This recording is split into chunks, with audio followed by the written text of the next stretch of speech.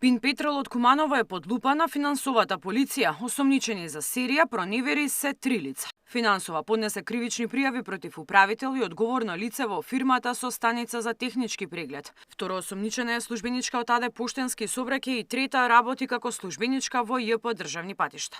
Се работи за проневера на пари, средства кои наместо да завршуваат во државната каса, со години исчезнувале без трага.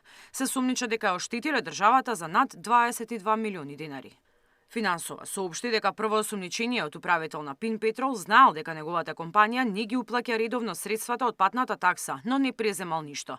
Службеничката од Кумановската пошта наместо парите од таксата да завршат во државната каса, ги задржувала за себе и за сметка на тоа фалсификувала налози.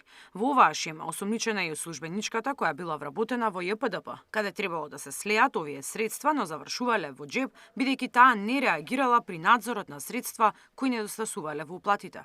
Првоосомничениот ја злоупотребил својата службена положба и овластувања, спротивно на обврските од договорот не извршил контрола и не преземал никакви мерки и действија за реална уплата кон јавното предпријатие за период од 1.8.2019 до 30.9.2024 година. Овој случај дел од медиумите го поврзуваат со екс-министерот за внатрешни Оливер Спасовски. Се работи за второосомничената службеничка во пошта која според информациите била братучетка на актуелниот пратеник од СДСМ Спасовски.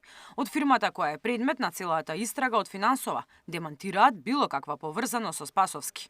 Во нивната реакција за медиумите стои: ние како правно лице имаме склучено договор со АД Пошта Македонија, подружница Пин Петрол, за која осомниченото лице Габриела Крстевска има работено.